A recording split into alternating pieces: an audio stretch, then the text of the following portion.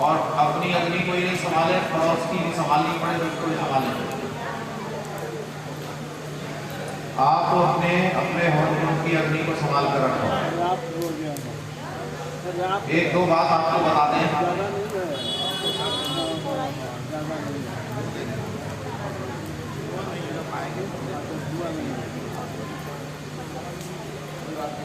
हम लोग इतना सब कर्मी आदमी बैठे हुए हैं कि बुझ ही नहीं सकते। आप अपने मत में ज्ञाता आदमी कैसे बुझे?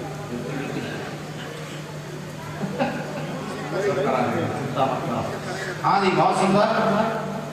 एक जानकारी सुनिए फिर हम आगे बढ़ेंगे। देखो, एक तो दो बातें इस समय में आपको बताऊंगा। एक तो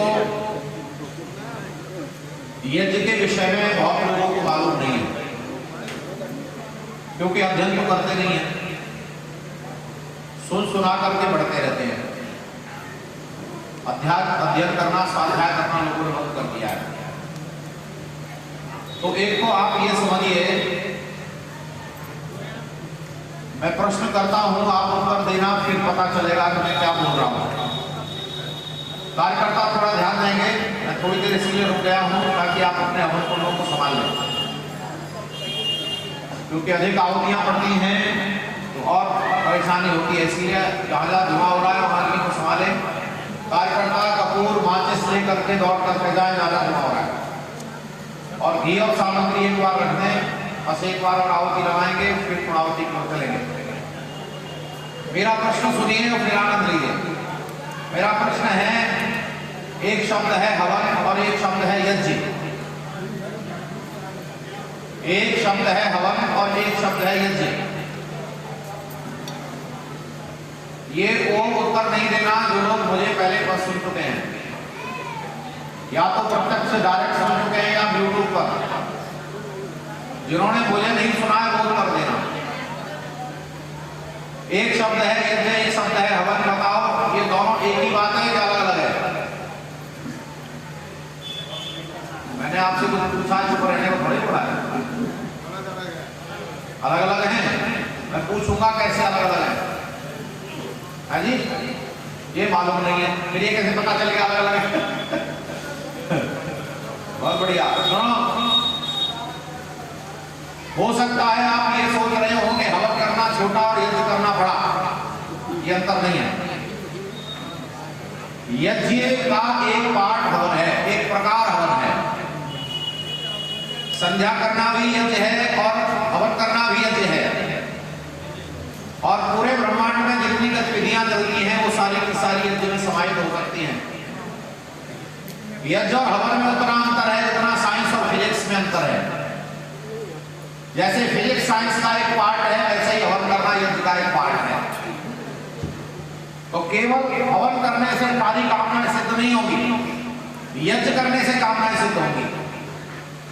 तो वेद के जो मंत्र हैं वो ये कहते हैं, आयुर्वेद कल्पताम, चक्षुर्वेद कल्पताम, श्रोत्रम यज्ञ कल्पताम।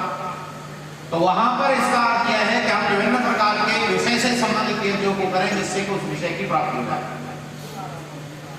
और एक दूसरी बात और बतानी है कि जो यज्ञ नहीं करते हैं उनको पाप लगता है, जो हवन नहीं करते हैं उनको पाप लगता है, और जो माँ बाप की सेवा नहीं करते, बोलो, उनको भी पाप लगता है। जो दान नहीं निकालते उनको भी पाप लगता है, जो संध्या नहीं करते उनको भी पाप लगता है, जो आचार विद्वान अतिथि का सत्कार नहीं करते उनको पाप लगता है। क्योंकि हम लोग अकेले नहीं जी सकते, हमारे ऊपर उपकार हैं लोगों के, और जिन जिन के उपकार हैं उनके प्रति आदर का भाव रखना, उनका सहायता सेवा करना, तब जाकर पूर्ण होते हैं। तो हवन करते हैं हम जो गंदगी फैलाते हैं सुबह से शाम तक। ऋषि कहते हैं प्रातः काल का किया हुआ हवन शाम तक लाभ देता है, शाम को किया हुआ हवन सुबह तक लाभ देता है। इसीलिए हवन करना अनिवार्य काम है। आइए आहुतियां लगाएंगे, और आपके हवन में बहुत चीजें अभी सुधारने की जरूरत है। ये धुआं हो रहा है, सामग्री में घी की मात्रा कम डाली आपने, संविधान का ठीक से आपने तैयार नहीं किए, छोटी बड़ी, इसीलिए। और आपने हमें कल भी बताया, कहकर पूछ लेना, तो भी आपने आवश्यक नहीं समझा। और आपके जो बैठने का तरीका है ये भी ठीक नहीं है। पर अब तो हवन हो गया, उसका बताएं कि कैसे चलिए आहुति लगाएंगे। सामग्री की मात्रा कम, घी की मात्रा ज्यादा। बता दिया जाए बैठने की। बैठने का तरीका, एक हवन कुंड के पास कम से कम 2 वर्ग मीटर की जगह होनी चाहिए। एक हवन कुंड के पास कम से कम 2 वर्ग मीटर, 2 मीटर लंबा 2 मीटर चौड़ा, इतना चौड़ा चौकोर घेरा आपके पास होना चाहिए एक हवन कुंड के बीच में, जिससे आने जाने वाले लोगों को अवकाश मिले।